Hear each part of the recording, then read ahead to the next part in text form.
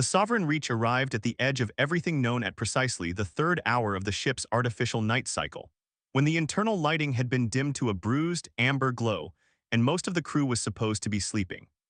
Commander Veth Soral was not sleeping. He stood at the forward observation deck, a curved transparency of reinforced crystal that ran the full width of the Sovereign Reach's prow like the visor of a great helmet, and he looked out at space with all 8 of his eyes. 6 of them tracked the sensor data scrolling across the translucent overlay embedded in the glass. Distance readings, spectral analysis, mass signatures, radiation levels, the quiet mathematical poetry of a star system cataloged and measured and reduced to numbers. The other 2 eyes, the ones he had trained through 40 years of command to do something more than read data, looked at what was actually out there. And what was out there was a line. Not a physical line. Not a wall, not a barrier, not a field of weapons or a minefield or a planetary ring repurposed for defense. Just a line in the mathematics of space, marked by a chain of relay beacons that stretched in both directions as far as his instruments could resolve, each one separated from the next by approximately 30,000 kilometers, each one blinking a slow, regular pulse of amber-white light that caught the distant yellow star's glow and threw it back in neat, patient intervals. Blink, pause, blink. The beacons were not large. They were, if anything, disappointingly modest for what they represented, cylindrical, perhaps 8 meters in length, their surfaces smooth and unadorned except for the pulsing array at each end and a small, flat panel near the midpoint that Veth Soral's intelligence files told him contained a short-range transponder broadcasting in 17 languages simultaneously. The broadcast was simple. The broadcast had not changed in over 2 centuries of continuous transmission. It said, in the Keth tongue among those 17 others, rendered with a syntactic precision that suggested the translators who had programmed it were not working from approximations but from deep and careful study. You are approaching the sovereignty threshold. Beyond this boundary lies human space. Entry without prior authorization from the human diplomatic corps constitutes an act of aggression under the Accords of the Meridian Charter. For authorization requests, contact relay frequency 7 Gamma Sol. We welcome all visitors who come in peace and in proper form. We ask that all others consider their decision carefully. And then, after a brief pause, in a register that was somehow both gentle and absolute. We mean this kindly. Veth Soral had read that translation 14 times during the voyage here. He had turned it over in his mind the way one turns over an artifact, examining it from each angle, looking for the seam where the truth lived. We mean this kindly. It was such an extraordinary thing to say. It was the sort of thing you said to a child about to touch a hot surface. It was the sort of thing that only made a certain kind of sense if the entity saying it genuinely did not want harm to come to the one being warned, and genuinely understood that harm was nonetheless the inevitable consequence of ignoring the warning. He had read it 14 times, and he still didn't know whether it frightened him more or less than something overtly threatening would have. Behind him, the bridge door hissed open. Footsteps, light, quick, the particular gait of his navigator, Pell, who walked with the nervous efficiency of someone who had grown up on a station with low gravity and never quite adjusted to the heavier pull of a warship's rotation. Pell appeared at his shoulder, junior enough in rank that he did not speak first, experienced enough in Veth Soral's company to wait without filling the silence with unnecessary noise. Veth Soral let the silence go on for a moment. He let it breathe. Then, how long have we been drifting? 47 minutes, Commander. We decelerated on schedule at 0230 and have maintained station keeping since then. Pell's voice was carefully neutral, that particular quality of neutrality that experienced officers adopted when they were professionally uncertain but personally uneasy. The beacons have not altered their behavior. No response from the other side. No contact. They know we're here.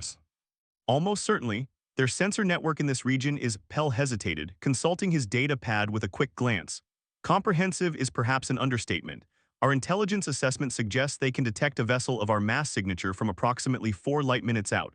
We have been in range for 6 hours. Veth Soral absorbed this without expression. The Keth military was good at many things. Their sensor technology was not the weak point of their civilization. They had good instruments, well-maintained, operated by trained crews. But the human sensor web at the sovereignty threshold was, according to every intelligence report the Dominion had assembled over the past 40 years, not merely better than anything in the midrim. It was better by a margin that suggested the humans had been thinking about this particular problem, who was coming, and from how far away, and in what numbers, for a very long time before anyone else had thought to ask the question. And they haven't signaled, Veth Soral said. No, commanders. They're waiting to see what we do. Pell said nothing, which was the same as saying yes. Veth Soral brought 4 more of his eyes to bear on the beacons outside. 8 eyes. The particular biological inheritance of the Keth, which had evolved on a world of deep canopy forests where seeing in multiple directions simultaneously was the difference between eating and being eaten. 8 eyes that could focus independently, track independently, process independently, a visual system that gave the Keth a situational awareness that most species envied and none had successfully replicated. But even 8 eyes, brought to bear on those small, quiet, blinking cylinders, could find nothing in them that looked like a threat. That, he thought, was perhaps the point. Pull up the incident archive, he said, the full file. Pell's data pad produced a soft chime. The overlay on the observation window shifted, the star maps and sensor readouts minimizing to the edges as a classified document expanded to fill the center of the glass. A document assembled by the Keth Dominion's Foreign Intelligence Directorate over more than 4 decades, compiled from observation, intercepted signals, diplomatic records from other civilizations, and the accounts of the very few individuals who had interacted with humans in any meaningful capacity and survived to report it. The document was titled, in the dry bureaucratic language that intelligence agencies favored, The Human Sovereignty, a comprehensive assessment of behavioral patterns, military capabilities, and historical incident record. Vethsoral had read it before. He read it again now, with the beacons blinking their amber pulse beyond the glass, because he believed, had always believed, in defiance of the Keth military's tendency toward numerical confidence, that documents about dangerous things should be read in the presence of the dangerous thing, so that the abstractions stayed grounded in the concrete reality. The opening section was historical context. He skimmed it, the humans' emergence as an interstellar civilization 3 centuries ago, their initial expansion, the rapid and systematic development of their border protocols, the establishment of the Meridian Charter which formalized the concept of the sovereignty threshold. What interested him more was the middle section, which covered what the Directorate called incident classification, the 11 times in 300 years that vessels of non-human origin had entered human space without prior authorization. 3 were classified as accidents. He read those entries carefully because they mattered. They showed something about human behavior that was, in its own way, as revealing as the violence. The first had been a Torathi freighter, its navigation system catastrophically malfunctioning, that had crossed the threshold by nearly a full light minute before its crew managed to restore emergency control and stop the ship. They had been adrift when 2 human vessels, small, quick, bristling with weapons but making no aggressive maneuver, appeared on either side of them. A human communications officer had established contact within minutes. The message, per the Torathi captain's subsequent report, had been patient, calm, almost absurdly reasonable. It had explained the situation: you have crossed the sovereignty threshold without authorization. This is a restricted area, please do not be alarmed, we understand this was not intentional, and had offered assistance with repairs. Human engineers had boarded the Torathi freighter, fixed the navigation system, provided food and medical supplies to a crew member who had been injured in the malfunction, and escorted the vessel safely back to the other side of the threshold. The entire incident had taken 11 hours. The Torathi had received, 1 week later, a formal diplomatic communication explaining the boundary protocols and providing contact information for the human diplomatic corps. The second accident had gone similarly. The third had been slightly more complicated. The vessel had been a Veth science ship whose crew had, in a moment of catastrophic scientific enthusiasm, deliberately gone somewhat over the threshold to get a better look at an anomalous gravitational reading in the human side of the border.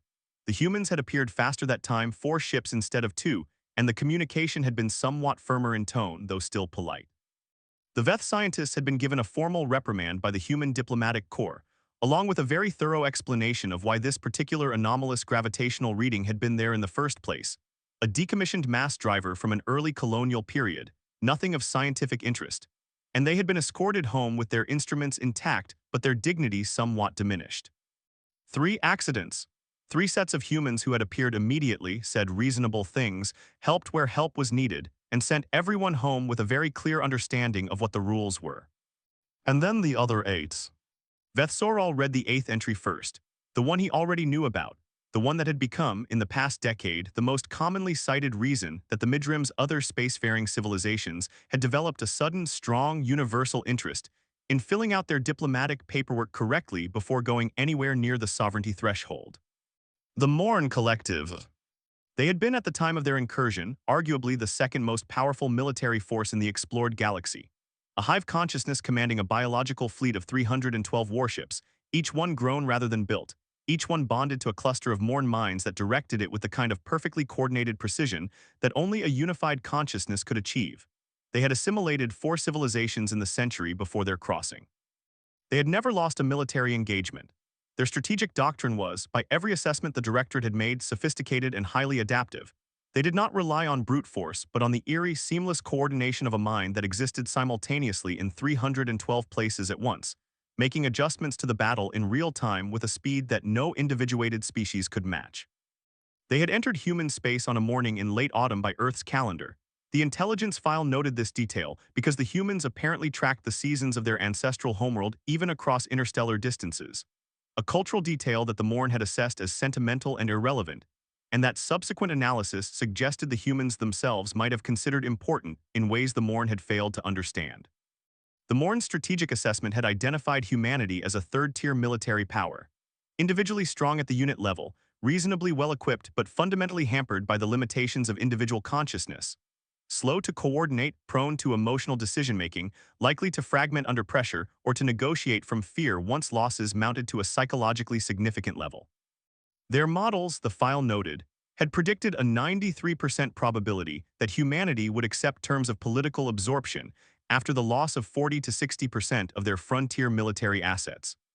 The Morn's models had been built by a mind that had never encountered anything it couldn't eventually predict, a mind that had never needed to account for the particular quality of human stubbornness, the specific, irrational, deeply biological capacity of a species that had survived on a difficult world for hundreds of thousands of years by simply refusing to stop, even when stopping made sense, even when the mathematics of survival suggested that stopping was the only rational option. A species that had looked at death over and over again throughout its history and found something in itself that death couldn't reach. Not courage exactly, or not only courage, something older than courage, something almost chemical. The capacity to become, under sufficient pressure, not more frightened but more completely, dangerously themselves. The Morn had not accounted for that. The file used the word war, though the Directorate's analysts had noted in the margin that engagement, or perhaps response, might be more accurate, given that only one side had appeared to be fighting it the way a war was actually fought, had lasted 11 days.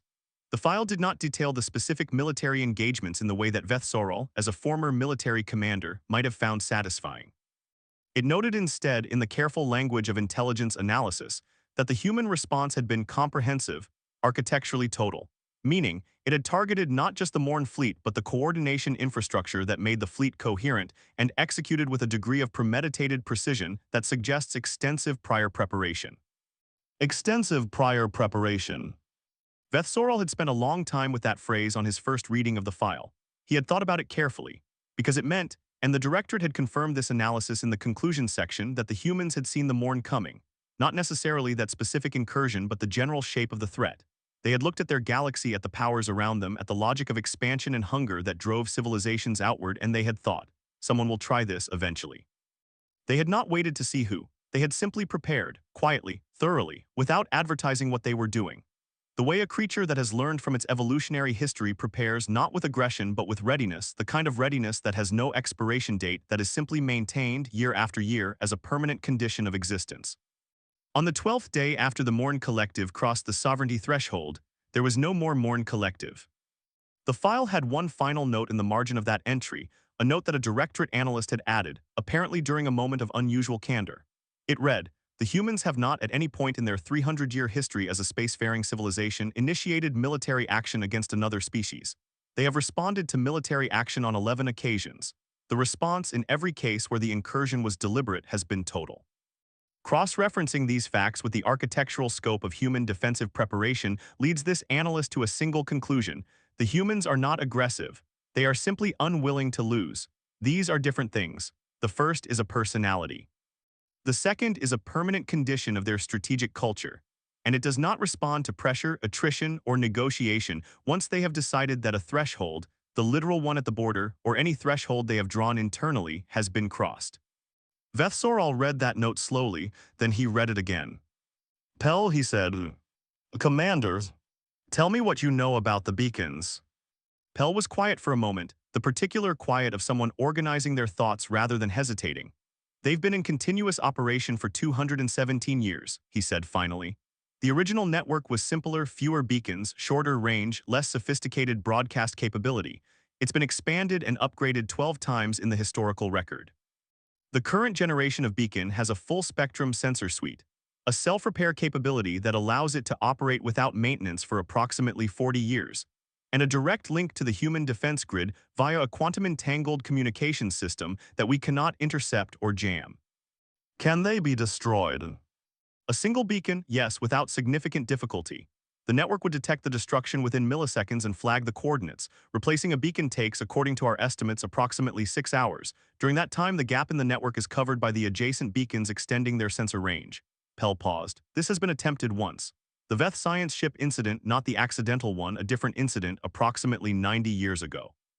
A Veth nationalist faction destroyed 3 beacons in sequence, attempting to create a sensor-blind corridor for a larger vessel behind them. Another pause, longer this time. They were detected before the 3rd beacon went dark. The larger vessel was intercepted before it crossed the threshold. What happened to it? It was disabled and towed to the human side. The crew was held for approximately 14 months while diplomatic negotiations between the Veth government and the Human Diplomatic Corps resolved the incident. They were eventually returned unharmed. Pell hesitated. The Veth government issued a formal apology and paid significant reparations. The nationalist faction that organized the incursion was dissolved under Veth law. The humans' official statement at the resolution of the incident noted that they considered the matter closed and bore no ongoing grievance toward the Veth people as a whole. Veth Soral found himself looking at the beacons again, those small, unremarkable cylinders, blinking their patient amber white in the dark. They don't hold grudges, he said. No, Pell agreed. The files consistently note that they do not hold grudges, they do not extend punitive measures beyond what they consider proportional to the offense, they do not seek to humiliate or to make an example. He paused. What they do is remember. Every incident is documented in extraordinary detail. Their diplomatic communications make explicit reference to historical precedent in ways that suggest they have very long institutional memories, and they expect other civilizations to have read the record. They expect us to have done our homework. Yes, Commander, I believe that is exactly what they expect. Veth Soral turned away from the beacons and walked slowly back toward the center of the observation deck. The amber glow of the night cycle lighting painted everything in warm tones that seemed, in the circumstances, faintly absurd, the lighting of a ship at rest, at ease, when everything about this moment was the opposite of ease. He stopped in the middle of the deck and stood there with his arms folded behind his back, the posture he adopted when he was thinking something through to its end and did not want to be interrupted. Pell, to his credit, did not interrupt. Veth Soral thought about the archive. He thought about 11 incidents and the 3 that had ended without violence and the 8 that had not, and he thought about the specific quality that distinguished them, not strength, not weapons, not even strategic preparation, though all of those were present. He thought about the particular difference between a civilization that responded to violation and one that initiated aggression, and whether that distinction mattered and how much, and what it revealed about the nature of the thing you were dealing with. He thought about the Morn 312 warships, a consciousness that existed in all of them simultaneously, destroyed in 11 days. He thought about what kind of thing could do that. Not in the mechanical sense, he had read enough of the technical assessments to have a general understanding of the weapons systems involved, but in the deeper sense. What kind of mind? What kind of culture? What kind of 300-year-old decision about who they were and what they would protect and how far they were willing to go to protect it? The beacons blinked outside. We mean this kindly. He thought about kindness, about what kindness meant coming from something that had destroyed the Morn Collective in 11 days. It didn't mean weakness, that much was clear, had always been clear to anyone willing to read the record honestly. It didn't mean naivety. It didn't mean the humans didn't understand what they were dealing with when another species crossed their line. They understood exactly. They had always understood exactly. What it meant, he decided slowly, was that they genuinely would have preferred not to. That they had built the beacons and the broadcast and the 17-language warning and the formal diplomatic protocols not as theater, not to create the appearance of reasonableness before doing something unreasonable, but because they actually wanted other civilizations to make the right choice. They had put enormous effort into making the right choice as easy as possible, as clear as possible, as accessible as possible. The frequency for the authorization request was in the broadcast. The process was documented. The diplomatic corps was reachable and by all accounts responsive and professional. They had designed a system for not conflict with as much care as they had apparently designed their system for conflict, and the design of each reflected the same underlying logic. If you come to us in good faith in proper form, we will meet you there. If you don't, if you look at everything we have put in front of you and decide it doesn't apply to you, then what happens next is your decision, not ours. The accountability, in other words, was yours. And they lived with that. They had lived with it for 300 years. They had watched 8 civilizations make the wrong choice, and they had done what they said they would do, and they had sent their formal diplomatic notes afterward, and they had drawn no broader conclusions about the species who survived those civilizations, and they had maintained the beacons and the broadcast and the open frequency and waited for the next one. Patient as geology, patient as deep water. Patient as something that has already decided and has nothing left to prove, and is simply waiting to see whether you will be wise. Pel Vethsoral said, Commanders, what is the current state of our diplomatic credentials? A brief pause, the navigator pulling up a different section of his data pad. The High Council authorized a diplomatic overture to the humans 6 months ago. The credentials are prepared. Letters of formal introduction, statement of trade interests, request for authorized entry and preliminary talks. Another pause. We have not yet transmitted them. Why not? It was, he knew, a slightly unfair question. The answer was that they hadn't transmitted them because the mission profile had been to reach the border and assess the situation before committing to any formal approach. And that was the correct strategic decision at the time, and Pel had not made that decision, Vethsoral had.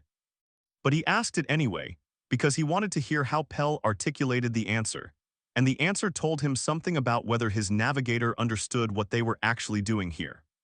Pel was quiet for 3 full seconds. Then, because we wanted to see it first before we made a commitment, we wanted to understand what we were dealing with. And now we've seen it. Yes, Commander. Vethsoral looked at the beacons one last time. He looked at them for a long moment with all 8 eyes, the scientific data and the raw visual both, the numbers and the thing itself, the measurement and the meaning. 8 cylinders in the dark, each one no bigger than a small shuttle, each one blinking with the patient rhythm of something that had been doing this for 2 centuries and would keep doing it for 2 centuries more, long after everyone on this ship was dead and forgotten. Blink, pause, blink, pause. He thought about the word that kept coming back to him, the word he couldn't quite leave alone, kindly, we mean this kindly. And he thought, yes, he believed it. He believed it in the way you believe something that you'd examined from every angle and found that the explanation which fit the evidence best was also the simplest and the least comfortable. They meant it kindly. They had built all of this, the beacons, the broadcast, the 17 languages, the protocols, the open diplomatic frequency, out of something that was not weakness and not naivety and not performance. They had built it out of a genuine preference. They would have preferred every single time for the visitor to turn around. They had made turning around as easy as they possibly could. And when someone declined to turn around, they had done what they had said they would do, and they had meant that kindly too, in the precise sense that the kindness was in the clarity of the warning. And if the warning went unheeded, what followed was not cruelty but consequence. There was a particular kind of terrifying in that. Not the terror of a predator, that kind of terror had a certain logic to it, a familiar logic, the logic of appetite and competition that every species understood in its bones because every species had faced it on its homeworld. This was a different kind, the terror of a principle, the terror of something that had decided what it was and refused under any pressure to be anything else, the terror of the unchangeable. He respected it enormously. Prepare the diplomatic transmission, he said. Full credentials, formal language, the highest register in our diplomatic protocols, include the statement of trade interests and the formal request for entry authorization and preliminary talks. He paused, and add a personal note from me, not official language, personal. Tell them we observed the border for 47 minutes before making any approach and that we want them to know we did not take that observation lightly. Pel was quiet for a moment. A personal note, Commander, in a formal diplomatic opening. Yes, Vethsoral's 8 eyes held the beacons with something that was not quite warmth and not quite reverence but lived in the neighborhood of both. I think they'll appreciate that we were paying attention. I think, he said slowly, that paying attention is exactly the kind of thing they consider important. Pel moved to his station without another word. The soft sounds of the transmission being composed filled the bridge, the gentle chime of protocol systems being consulted, the low hum of the quantumcom array warming up, the quiet efficiency of a crew doing their jobs in the careful hush of a night cycle that suddenly felt less like routine and more like something that mattered. Vethsoral stood at the forward glass and watched the beacons blink. He would not cross that line tonight. He would not cross it uninvited.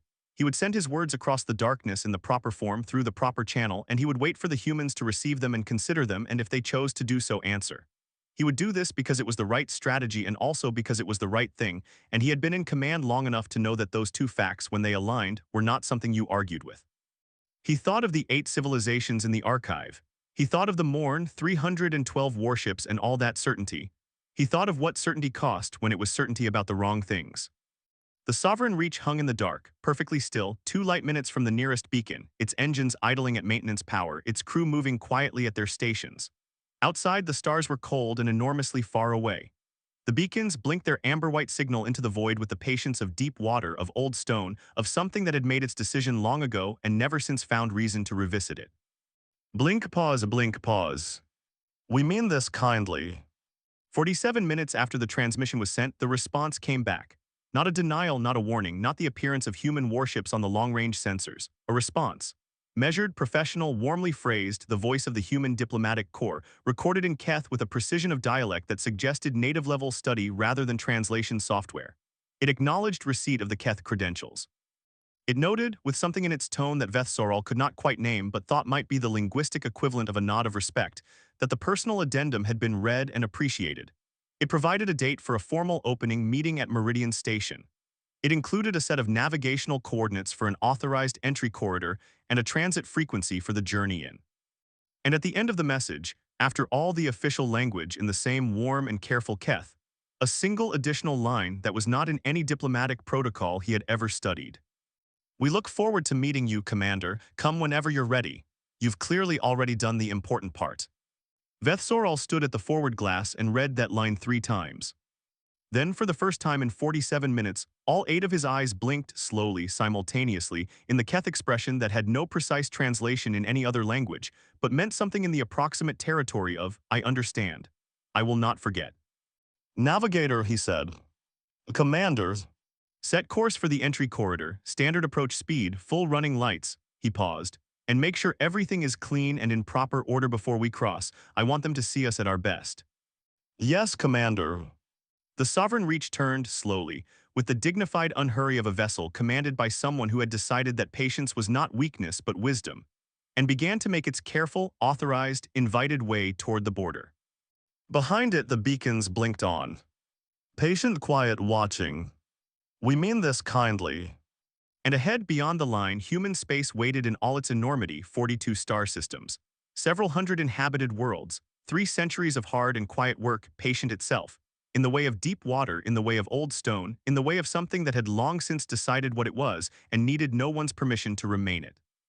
The Murath Confederacy was young, ambitious, and catastrophically certain of themselves. Admiral Quental stood before her war council with all 4 arms spread wide, dismissing every whispered warning about human space with the confident wave of someone who has never truly lost. Propaganda, she declared. The stories, the vanished Keth Armada, the Solvari ghost fleet were exaggerations, myths. The humans were a fragile single-planet species who slept a third of their lives away, prey animals in metal boxes. Her council had doubts, but she was the admiral. 62 warships crossed the border near a dim orange star. For 6 hours, nothing happened. Then a single human frigate appeared, small, unhurried, and a gray-haired woman filled the view screen. Captain Akafer. She looked less like a warrior and more like someone whose afternoon had been mildly interrupted. You should leave, she said once. Quental looked at her 62 ships. She looked at the one, she smiled. She ordered the frigate destroyed. The Morrow took 3 hits, listed sideways, vented atmosphere. For one shining moment, Quental felt the pure electric satisfaction of being right. Then the sensors screamed. They came from everywhere, from the debris field, from the planet's shadow, from the perfect darkness between waypoints where her scouts had reported nothing. Human ships, dozens, some fast and vicious as thrown knives. Others vast and dark and terrifyingly patient, holding positions they had apparently occupied since before the Murath fleet ever crossed the border. They had been waiting, already deployed, already watching. Quental opened a channel, desperate now, the swagger gone, something cold and hollow sitting in its place. Akafer didn't answer. The Morrow was already withdrawing, unhurried as ever, like a referee walking calmly off a field. A different voice came back, flat, final. Negotiation phase is concluded. In that moment, Quental understood everything Vosrek had understood years ago at a little orange beacon. The border was never where human defense began. It was only where they allowed you to leave. Part II, the ones who did not listen of the part in 8,000 words with expression, 736 and Part II, the ones who did not listen. Chapter 1, The Shape of Certainty. There is a particular kind of confidence that only the recently successful can possess. It is not the quiet, weathered assurance of a species that has survived centuries of cosmic humiliation and clawed its way back from the edge of extinction. It is not the careful, measured boldness of civilizations old enough to remember what arrogance costs. It is something brighter than both of those things and considerably more dangerous. The blazing, unexamined certainty of a people who have won enough battles to believe that winning is simply what they do. The Murath Confederacy had that kind of confidence in abundance. 312 years of spaceflight, 14 neighboring civilizations brought under Confederacy governance, some by treaty, some by economic absorption, two by force so swift and decisive that the history texts recorded them as campaigns rather than wars. A homeworld of magnificent cities rising in spiraling towers above copper-colored seas. A fleet that represented, by any measurable standard, one of the 15 most powerful military forces in the explored galaxy. They were, by almost any metric, impressive. They were also, in the way of the recently impressive, not particularly interested in the experiences of those who had come before them. Admiral Quental embodied this quality completely. She was tall even by Murath standards, her four arms moving with the unconscious authority of someone accustomed to being the most significant presence in any room. Her military record was extraordinary: 17 engagements, 17 outcomes in the Confederacy's favor. She thought in straight lines. She believed in force ratios, logistics chains, and the fundamental principle that the universe rewarded those willing to reach out and take what they wanted from it. She had studied the human question for 3 weeks before presenting her case to the Confederacy High Command. 3 weeks during which she had reviewed every available intelligence report, every intercepted communication, every analysis produced by the Confederacy's considerable network of information gatherers. She had read about the Keth Armada. She had read about the Solvari stealth fleet. She had read about the Pethoran Collective and the Vorund Raiders and the Third Shan Dynasty. She had concluded, methodically and with the full weight of her considerable intellect behind her, that all of it was fabricated. Not entirely, perhaps. She was not naive enough to believe that the humans had no military capability. Clearly they had some. The Keth loss could not be entirely invented, since the Keth themselves no longer disputed human borders, and civilizations of the Keth stature did not change their behavior based on pure fiction. But the scale of the reported disasters, the totality of the alleged losses. The clinical, almost contemptuous precision described in those rare debriefs from the few survivors who had made it back.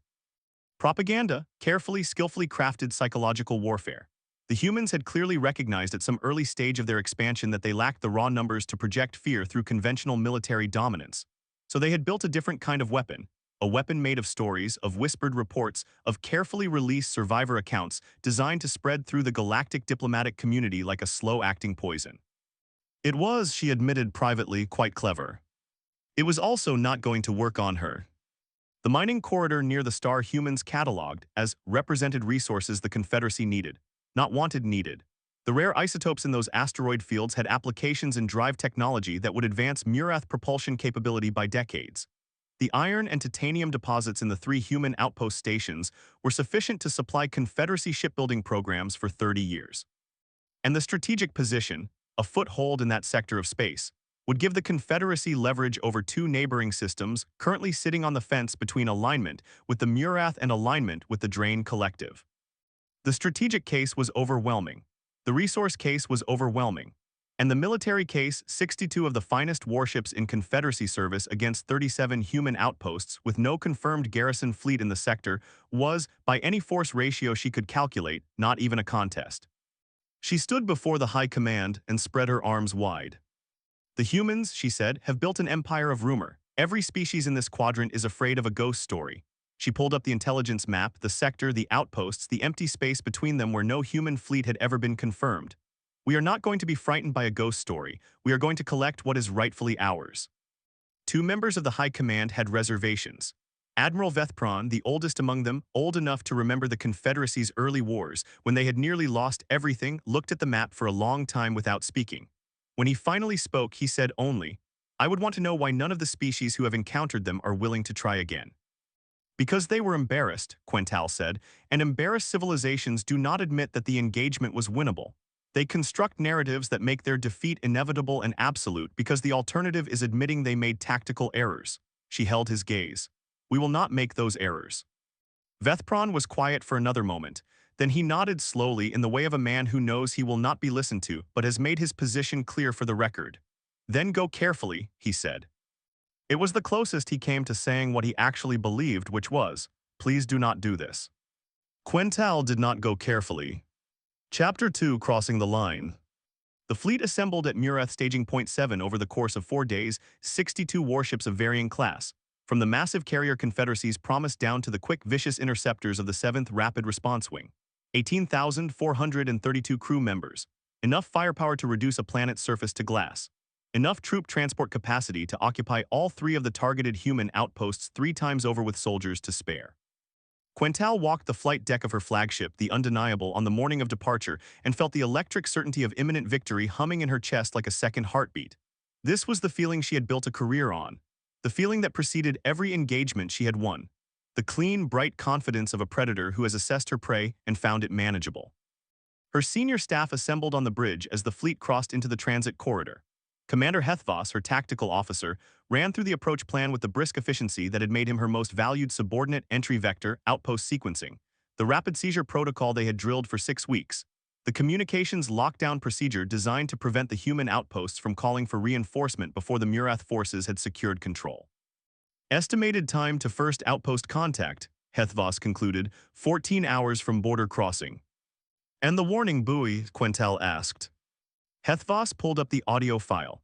They had reviewed it during the planning phase, of course, but she wanted her senior staff to hear it again, here, now, with the full weight of 62 warships around them. The voice that came through the bridge speakers was calm, almost gentle. It spoke in Murath first, a flawless Murath, with a regional dialect inflection that suggested the translation algorithm had been tailored to their specific fleet's origin records, which meant the humans had done their intelligence work too. You are approaching sovereign human space. This is your only notice. Turn back. We do not negotiate border violations. We do not issue second warnings. We do not take prisoners in defense of our territory. If you continue, you will not return. This is not a threat. This is a recorded observation of every prior engagement. Have a safe journey elsewhere. The bridge was quiet for a moment after it ended. It knows our dialect, said Lieutenant Fengquath, the communications officer, with something in her voice that was not quite concern but was adjacent to it. It is a recording triggered by mass transit sensors, Quental said. It speaks every language of every species who has ever crossed this point, and it pulls the relevant one forward based on transponder identification. It is a sophisticated alarm system, not a military response. She looked at Hethvos. Continue course. The fleet crossed the boundary marker at 600 hours ship time. Kepler 442 burned quietly ahead of them, orange and patient, indifferent to the 62 ships moving through its outer system like a fist inside a glove. The tactical display showed the first target outpost, human designation K7, a mid-sized mining installation on the third moon of the system's gas giant, approximately 9 hours ahead at current speed. Nothing moved in the dark around them. For 6 hours the sensors showed nothing. No human fleet, no patrol vessels, no response to the border crossing whatsoever. The junior officers who had been quietly nervous began to relax. Hethvos ran system diagnostics twice, looking for some sign that their sensor suite was being spoofed or jammed, and found nothing. The space around them was exactly what it appeared to be, empty. There is no fleet in this sector, said Captain Remyal of the Confederacy's Promise, via Fleet Channel, with the satisfied tone of a man who had been worried about something that turned out to be fine. The intelligence was correct. They have no garrison here. Quental permitted herself a small private satisfaction. She had been right. The ghost story was a ghost story. Then at hour 6 and 17 minutes the communications array lit up, not with the blare of incoming weapons lock, not with the shriek of a jamming signal or the growl of a detection alert, but with a simple hailing frequency. Routine, almost polite. A single ship had appeared on sensors. Not from a jump point, not from behind a moon or a debris field. It had simply, and this was the detail that would unsettle Quental's sensor technician for the rest of his career, stopped being undetectable. As though it had been there for some time and had decided at this particular moment to allow itself to be seen. It was small. By Murath military classification it would have rated as a light frigate, possibly a heavy patrol vessel, a ship designed for reconnaissance and communication rather than combat. Its mass reading was approximately 9% of the undeniables. Its weapons profile, according to the tactical sweep Hethvos ran immediately, suggested a modest armament, point defense cannons, a pair of forward torpedo tubes. A sensor array that was, notably, far larger and more powerful than any vessel of its size had any reasonable need for. It held its position at a distance that was tactically neutral, too far for immediate weapons engagement, close enough for comfortable communication. As if it had chosen the range with care. As if range to it was a courtesy rather than a defensive measure. The hailing signal pulsed 3 times. Quental straightened in her command chair. Open the channel, she said. Chapter 3, Captain Aukuffer. The human who appeared on the view screen was not what Quental had expected. though she could not have said precisely what she had expected. Something more threatening, perhaps. Someone whose appearance matched the fear their species had apparently inspired across a dozen civilizations. Instead, she saw a woman who appeared to be somewhere past the middle of a human lifespan, gray-haired, brown-skinned, with the kind of face that had done a great deal of thinking over a long period of time. Her uniform was dark, simply cut, with no decoration that Quental could immediately identify as rank insignia beyond a small silver pin on her collar in the shape of a compass rose. She was sitting at what appeared to be a standard command station, and she had the unhurried posture of someone who had done this many times before and expected to do it many times again. She looked, in the most specific possible sense, like someone whose afternoon had been interrupted by something mildly inconvenient but entirely predictable. "Admiral Quental," she said. She had clearly done her research. Her pronunciation of the Murath name was precise, not perfect, but deliberately careful in the way of someone who had practiced it. A small thing, a telling thing. "My name is Captain Sira Okafor. I command the HSS Morrow."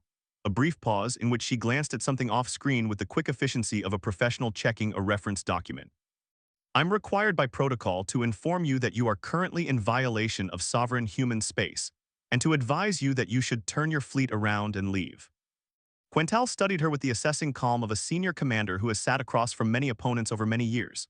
She registered the woman's composure genuine, not performed. She registered the lack of visible tension, the absence of the micro-indicators of fear or urgency that Murath facial recognition was sensitive to. She registered the phrase required by protocol, not "I'm warning you, not you are in danger," but a procedural statement as though this were a form being filled out. "Captain," Quental said, keeping her voice gracious, measured, with a deliberate note of patience in it that she knew would communicate precisely how unthreatened she felt. "I am sure you can see my fleet on your tactical display." "I can," Okafor agreed. 62 vessels. Would you like to confirm the count?" Something moved in the woman's expression, not fear, not anger, something far more difficult to categorize. If Quental had been forced to name it, she might have said, the look of a teacher who has heard a student give a wrong answer with great confidence and is taking a moment to decide how much kindness to put into the correction. "I know your count, Admiral," Okafor said. "I've known your fleet composition since you crossed the boundary 6 hours and 19 minutes ago." Another of those brief, unhurried pauses. "I want to say something to you, and I want you to hear it as what it is, which is genuine, not a bluff, not theater." Quental opened her mouth. "I'm not finished," Okafor said, still pleasant, still unhurried. But there was something in the sentence, a quality of course I'm not finished, I decide when I'm finished, that made Quental close her mouth again, which surprised her because she was not a person who was accustomed to being interrupted and then complying with the interruption. "The Morrow is a notification vessel," Okafor continued. "That's my designation, my function, my purpose in this patrol zone. I talk first, that's my job." She looked directly into the visual pickup, directly at Quental in the way of someone who is making sure the other person is paying attention. "The ships that come after me don't talk. I want you to understand that distinction clearly, not as a threat, as a description of a procedure that you still have the opportunity to not experience." The bridge of the undeniable was very quiet. Quental was aware, in a distant and analytical way, that 2 of her junior officers had shifted their weight. She was aware that Hethvos had run a second tactical sweep of the surrounding space during the last 30 seconds of the conversation and had said nothing, which meant he had found nothing, which should have been reassuring and somehow was not. She thought about what the Morrow was, a notification vessel, a ship whose job was to talk first. She thought about what that implied, that there was a category of response that came after talking, and that the category of ship assigned to the first step was this small, unhurried frigate with the old, steady woman in it. She thought about Vethpron's face when he had asked why no species who had encountered the humans was willing to try again. She thought about all of this in the space of approximately 2 seconds, and then she thought about 17 engagements and 17 victories, and the rare isotopes in the asteroid fields and the political leverage of a foothold in this sector and the 62 warships behind her, and the fact that she was the admiral and she had crossed this border for a reason. "Captain Okafor," she said, "you are one ship, I have 62. I'm going to ask you professionally to stand aside." Okafor looked at her for a moment, just looked. Then she glanced at her off-screen display again, that same quick professional reference check, calm as a surgeon reviewing a chart. "Yes," she said, "I know." "Then you understand your position." "I understand your position," Okafor said, and the sentence had a weight to it that Quental did not entirely like. "And I've given you my notice, I'm required to give it once." She reached toward something off-screen. "So that's done." The channel stayed open for a moment longer. I hope, Akafor said, and for just a second there was something else in her voice, something that was not professionalism, that was quieter and more personal, that you reconsider. Because you seem like a competent person and I genuinely find this part of the job unpleasant. The sincerity of it was almost worse than a threat would have been. Quental held the old woman's gaze across the distance between their ships and felt, for the first and only time in her career, a flicker of doubt that she immediately, decisively buried. She turned to her weapons officer. "Target the Morrow," she said, "open fire." Chapter 4: The Thing That Happened Next. The first 3 shots were clean. The Undeniable's forward batteries were the finest in the Confederacy fleet, and at this range, against a target that made no evasive maneuver whatsoever, they could not miss. The Morrow took all 3 hits. The first strike caught it along the port forward section, buckling the outer hull plating and sending a bloom of crystallized atmosphere spinning into space like a brief frozen cloud. The second punched through a secondary hull section near the midship, and the Morrow rolled 20 degrees to starboard from the impact. The third hit the aft drive section, and for a moment, one brilliant, validating moment, the frigate's running lights flickered and its drive signature dropped towards 0. The bridge of the Undeniable erupted in the controlled, professional satisfaction of warriors who have done exactly what they trained to do. HFY was already calling targeting solutions for the follow-up volley. Captain Remyal's voice came over fleet channel, crisp and approving. 2 junior officers exchanged a look of undisguised relief, the specific relief of people who had been quietly anxious for 6 hours and were now permitted to stop being anxious. Quental felt the rush of it, the clean, electric confirmation of being right. She had called it correctly. The Morrow was a notification vessel, a political gesture. A ship designed to talk, not to fight, and like all things designed only to talk, it folded when someone decided to stop listening. She was right, she had always been right. The sensor array had been screaming for 4 seconds before anyone said anything. The first person to say anything was Lieutenant Fenquath, and what she said was not a tactical report or a status update. What she said, in a voice that Quental would later remember as the voice of someone watching a wall come down, was, "Admiral." Just that, just the single word, but the way she said it made every person on the bridge look at their screens. HFY spoke next, and his voice had the quality of a man reading words he could not believe he was reading. Contact, multiple contacts. A pause, many contacts. Another pause. "Admiral, they are everywhere. They did not come from one direction." That was the detail that penetrated, not the numbers, though the numbers were enough to hollow the chest out entirely, but the directions. Because a defending fleet, a fleet that had responded to a border crossing, would come from somewhere, from a garrison point, from a jump corridor, from behind a planet. It would have an origin that you could point to on a tactical display and say, there, that is where they came from. These did not have an origin. From the debris field that spread in a loose arc around the gas giant's third moon, the same debris field their scouts had surveyed and cleared as safe 6 days ago, shapes were moving. Not emerging from the debris. Moving within it, shedding passive stealth coatings the way a hand sheds a glove, becoming visible with the smooth, unhurried quality of things that had been present for a very long time and had simply chosen this moment to stop pretending otherwise. From the thermal shadow of the second planet, the cold side, facing away from Kepler 442, where sensor definition was softer, more ships. Larger ones. The kind of mass readings that HFY's display rendered in a color that in Murath tactical convention meant significant threat. A color that Quental had genuinely never seen applied to a target in her 17 engagements. From the space between waypoints, the open, empty, thoroughly surveyed dark between navigation markers where their pre-mission scouts had swept for mines and found nothing, where passive sensor buoys had been placed 48 hours before fleet entry and had reported nothing, where there was by every available instrument and measurement simply nothing. Ships, dark, angular, moving at a velocity that suggested they had been holding stationary positions and were now, with no particular urgency, adjusting to engagement vectors. The tactical display updated again, kept updating. HFY was a professional. He had been in combat before. He processed what the display was telling him with the focused discipline of a man who had trained for bad situations and was now inside one, and when he spoke his voice was level, though it cost him something to make it level. 47 vessels confirmed, he said, continuing to 51, 58, a breath. 63 confirmed contacts, Admiral, still resolving. I believe the final count will be higher. Higher? The final count was 81. 81 human vessels, of configurations ranging from the small and bladed fast-attack craft that moved like thrown weapons, covering distance with a vicious economy of motion, to ships of a class that appeared in no Murath tactical database, dark and enormous and patient-looking in a way that was specific and deeply uncomfortable. the patience of things that have been waiting for a predetermined moment and are now simply proceeding through it. They had been there, that was the comprehension that settled over the bridge of the undeniable like a cold weight. They had been there when the fleet crossed the border. They had been there for the entire 6 hours of unopposed transit through human space.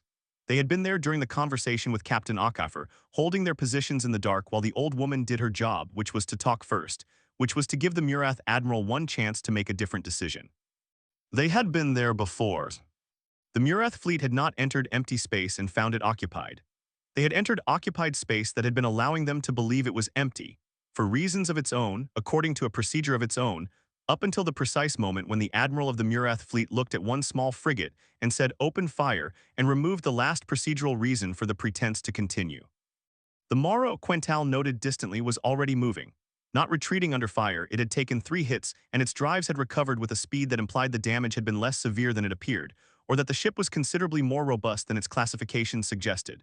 It was withdrawing at a moderate pace, moving out of the developing engagement zone with the calm, purposeful motion of a referee walking off a field after a flag had been thrown. It had done its job. The next part was not its department. Quental found her voice. HFY defensive formation, all ships. Admiral, his voice was strange. Not panicked, HFY did not panic, but strange in a way she could not immediately categorize. The contacts they are not moving into attack formation. She looked at the display. He was right. The human vessels, all 81 of them, were moving into positions that were not consistent with a standard combat engagement approach. They were spreading, encircling, finding angles that were not efficient for weapons delivery but were extremely efficient for something else, for coverage, for containment, for ensuring that there was no vector out of the engagement zone that was not covered by at least 4 ships. They were not preparing to destroy the Murath fleet. They were preparing to make sure the Murath fleet could not leave without their permission. The communications array lit up, not from the Morro. From a different vessel, one of the enormous dark ones, holding a position off the Undeniable's port stern that put it at a range where its weapons, if it had weapons commensurate with its size, would be expressing opinions about Murath armor plating before the Undeniable could complete a turn to respond. Quental opened the channel because there was nothing else to do. The voice that came back was not a face. It was audio-only, calm, gender-neutral, carrying the particular flatness of someone who is not performing control but simply has it. Admiral Quental, you fired on a notification vessel. Negotiation phase is concluded. This is the defense fleet. Prepare for engagement. The channel closed. No preamble, no demands, no ultimatum with a countdown timer, no offer of terms or conditions or the option to surrender before the shooting started, just a status update, a procedural notification. The same calm, professional tone as the warning buoy as Captain Akafer's voice, the tone of people who are moving through a checklist and have reached the next item. Quental had trained for combat her entire career. She had studied tactics and strategy and the psychology of command under pressure. She had been in 17 engagements and emerged from all of them victorious, and the foundation of those victories, the bedrock quality that had made her who she was the ability to assess a situation clearly, without the distortion of emotion, and act from the assessment rather than the feeling. She assessed the situation. 62 ships against 81 disadvantaged, but not catastrophically so by numbers alone. But the positioning, the encirclement, the impossible question of how those ships had been invisible for 6 hours in a sector her scouts had cleared, all of it pointed to a capability differential that force ratios could not measure. And the detail that her mind kept returning to, the detail she could not dismiss or reframe into something manageable, was this. They had been waiting. They had been waiting since before the Murath fleet crossed the border, holding positions in empty space, invisible, patient, prepared, which meant this was not a response. This was not a scrambled defense force reacting to an unexpected incursion. This was a prepared reception. They had known the Murath fleet was coming. They had let the Murath fleet come. They had placed a single small ship in the path of 62 warships and given one woman with calm eyes and a quiet voice the job of saying turn back. Once and then moving aside so the thing behind her could do what it had been prepared to do from the beginning. Chapter 5: The Wait of 17 Minutes. What happened in the next 17 minutes would be reconstructed later, painstakingly, by Confederacy military analysts working from the sensor logs of the 9 surviving vessels and the testimony of their crews. The reconstruction would take 11 months. The resulting report would be classified at the highest level of Murath military security and would nonetheless be read by every senior commander in the Confederacy within 6 months, because senior commanders have ways of reading things that are classified, especially when those things are important. The report was important. It did not describe a battle in any sense that the word had previously been used in Murath military history. A battle implied two sides applying force against each other, with outcomes depending on the interaction of those forces. What happened in the Kepler 442 sector for 17 minutes was not that. It was a demonstration. The Murath fleet had trained attack formations and they used them. The 62 ships moved with the professionalism of a well-drilled force, finding angles, concentrating fire on specific targets, executing the rapid maneuver doctrine that had won them 14 campaigns against 14 different opponents. They were not operating below capacity. They were doing exactly what they had been built and trained to do. The human fleet declined to engage on those terms. The small, bladed fast-attack craft moved in ways that the Murath tactical models could not predict, not faster than the models anticipated, but differently, as though operating on principles of movement that the models simply did not contain. They did not press attack runs. They did not commit to vectors that allowed the Murath weapons officers to establish firing solutions. They moved through the engagement space like water moving through hands, present and then not present, shifting without the momentum signatures that conventional drives should have left. The large dark vessels, the enormous patient ones, did not move much at all. They did not need to. They sat in their positions with the immovable quality of geographical features and projected weapons effects that arrived at the Murath fleet from angles that Hethvas's tactical display kept flagging as geometrically inconsistent with source vessel position, which was a technical way of saying that the weapons were doing things that the undeniables computer considered physically impossible. The first Murath ship to be disabled was the Interceptor Sixth Wind. Its drive system went offline within 40 seconds of the engagement beginning. Not destroyed, not breached, offline. The crew reported later that their engineering section simply lost all power without any corresponding damage to the power systems, as though something had reached in and switched them off. The Seventh Pursuit lost weapons systems and propulsion simultaneously, its crew unharmed, the ship drifting. The Bright Compact, a heavy warship, one of the most armored vessels in the Confederacy fleet, found its hull plating responding in ways that its damage control teams could not explain, absorbing energy impacts through mechanisms that post-analysis would suggest were designed to cause specific structural compromise without penetrating crew compartments. They were not trying to kill the crews. This was the detail that the 11-month reconstruction report kept returning to, the detail that the analysts circled in their notes and underlined and wrote extensive commentary around. Every hull breach, and there were hull breaches on 14 Murath vessels, was precisely contained. Every drive failure was drive failure only, not reactor failure, which was the difference between a ship that drifted and a ship that exploded. Every weapons system that went offline without the cascade damage that typically accompanied weapons system failures under combat stress. The humans had mapped the Murath ships, not during the engagement before it. They had mapped them thoroughly enough to know, for every vessel in the 62-ship fleet, the exact geometry of crew compartments relative to structural components, the specific tolerances of drive systems and weapon systems and power distribution nodes. They had, at some point prior to this engagement, acquired the complete technical specifications of every class of ship in the Confederacy fleet, and done the engineering work to know exactly how much force applied in exactly which location would disable each system without killing the people inside it. The report's authors spent considerable time on the question of why. Why spend that effort? Why develop that capability? Why, with the force present in the Kepler 442 sector, with the tactical advantage that the encirclement positioning had established from the first second of engagement, with the evident capability differential that became more apparent with every minute, why disable rather than destroy? Why expend the additional precision required to preserve 62 crews of enemies who had invaded your space and fired on your ships? The most junior analyst on the team, a recent graduate named Pethvan who had been assigned to the project to handle data organization and ended up writing the report's most cited section, offered the answer that stuck. The humans, Pethvan wrote, appear to have decided at some point in their military development that the most efficient way to end a conflict is not to kill enough of the enemy to force surrender, but to make the enemy understand completely and without remaining doubt that they could have been killed and were not. A destroyed force is evidence of capability.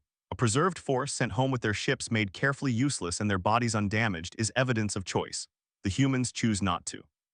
This is a more powerful message than any destruction could deliver, because destruction ends the conversation, while mercy extended from a position of absolute dominance, continues it forever.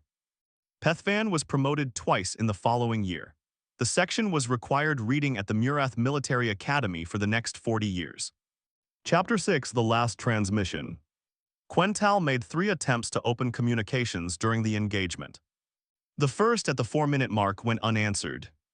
The second at the 9-minute mark also went unanswered. By this point, 27 Murath ships had been disabled in various ways, and the Undeniable itself had sustained damage to its forward weapons systems. Precise damage, limited damage, damage that had not penetrated a single crew deck, but had rendered her flagship's primary armament inoperable. The third attempt at the 14-minute mark received a response. Not Captain Akafer. Quintal would later wonder, in the long quiet of the years that followed, whether Akafer even knew what was happening in real time, or whether the Moro had simply withdrawn to a safe distance, and its captain had gone back to whatever else she did when she was not delivering notifications to species that had not yet learned to listen to them. The voice that answered was the same audio-only channel as before, calm, neutral, procedural. Admiral. Quintal had 14 functioning ships left. Not all of them were hers to command in any practical sense. Communications between fleet vessels had been selectively disrupted in a way that she would have considered impossible before today, allowing point-to-point contact but blocking fleet-wide coordination. The Undeniable was operational but degraded. Her weapons officer had nothing to work with. Hethvos was staring at a tactical display that had stopped making sense to him approximately 8 minutes ago. "I am requesting cessation of engagement," she said. A pause. "You fired on a notification vessel after receiving lawful notice to withdraw from sovereign space. Do you understand the terms under which cessation is available to you?" "What are your terms?" "There are no terms. We have no interest in occupation or extraction from Murath space. The Confederacy will resume full sovereignty at your own border. Our terms are that you leave, that you do not return, and that you carry back an accurate account of this engagement. We are not in the habit of negotiating for things we have already secured." Quintal looked at what remained of her fleet on the tactical display. 47 ships drifting, disabled, crews intact, 14 with varying degrees of function. Just one in the engagement that had apparently been spared any damage at all, sitting completely untouched and operational at the edge of the formation in a way that she recognized with the clarity of a professional as intentional. One ship left functional. One ship to carry the account. No, 9 ships left functional. She would learn this later. 9 exactly enough to carry everyone home, crew distributed across functioning vessels, no one left behind. The math of that, the specific, deliberate arithmetic of leaving exactly enough ships operational to evacuate exactly all the crews of the disabled ones, would stay with her for the rest of her life. "We will begin releasing your disabled vessels in sequence," the voice continued. "Drives will restore over the next 40 minutes. You will have full functionality for transit back to your border. We will not pursue you past our boundary. This is not a courtesy, it is our standard procedure." Another pause. "Admiral Quintal, one more thing." "Oh yes." "We noted that you hesitated before ordering fire on the Morrow asterisk. We noted it, that matters." The channel closed.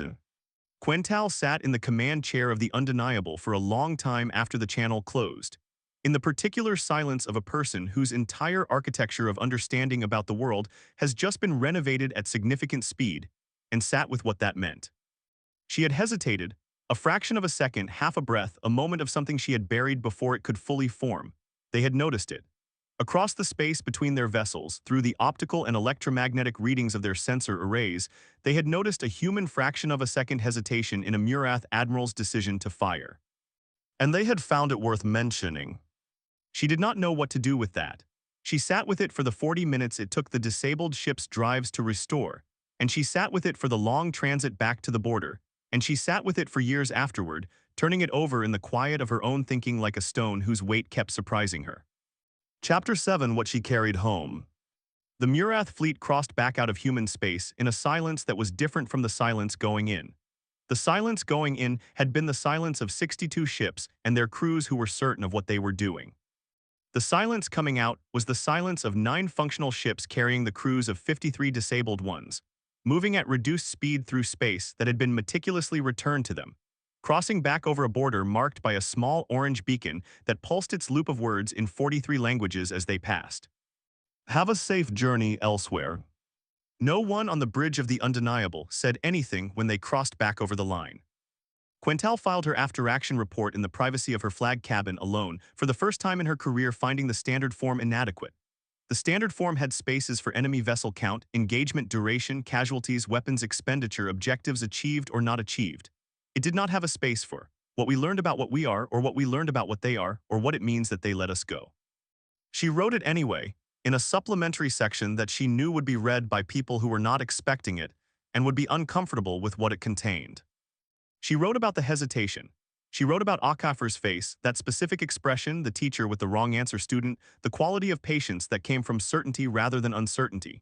She wrote about the fact that the humans had apparently been present in that sector before the Murath fleet arrived, which meant the intelligence her council had relied upon had been either wrong or manipulated, and she had her suspicions about which.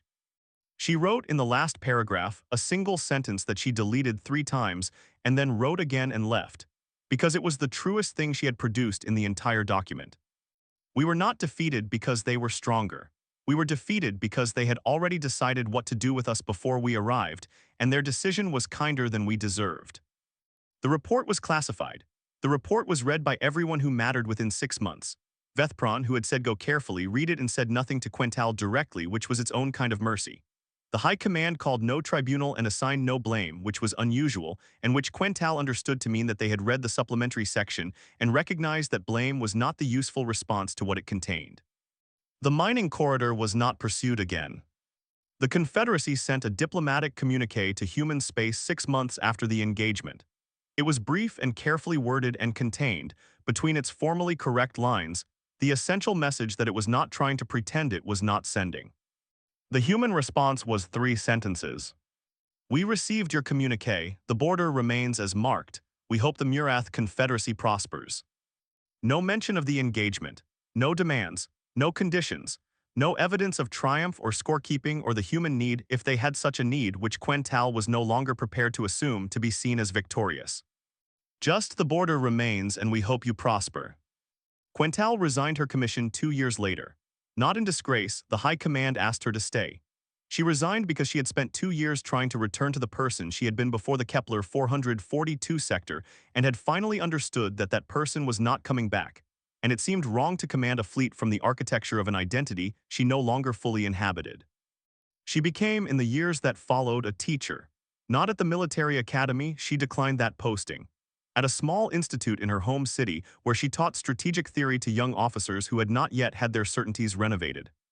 She did not teach them about the engagement directly, not as a cautionary tale, not as a lesson in hubris. She taught it as a case study in intelligence in the most fundamental sense of the word, meaning not information gathering but the capacity to understand what you are actually looking at, as opposed to what you expected to see.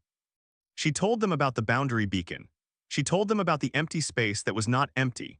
She told them about the small gray-haired woman in the unfussy uniform who had looked at 62 warships with the expression of someone mildly inconvenienced by a predictable problem, and had said, "I hope you reconsider," and had meant it. She told them about the 9 ships returned intact, the crews unharmed, the drives restored in 40 minutes, the specific arithmetic of exactly enough. And she told them, always at the end, this was the thing she always came back to about the voice that had said, "We noted that you hesitated. That matters." I do not know, she told her students year after year, what it means to a human that it matters. I do not know what they do with that observation or whether it changes anything in their calculations or whether it is simply something they say in the same way that the beacon says have a safe journey. What I know is that they noticed. They were watching closely enough to notice and they chose to say it aloud. She would pause there every time in the way of a person who is still working something out. That, she would tell them, is what made them different from every opponent I ever faced. Not the ships, not the capability, not even the patience, though God knows the patience was extraordinary.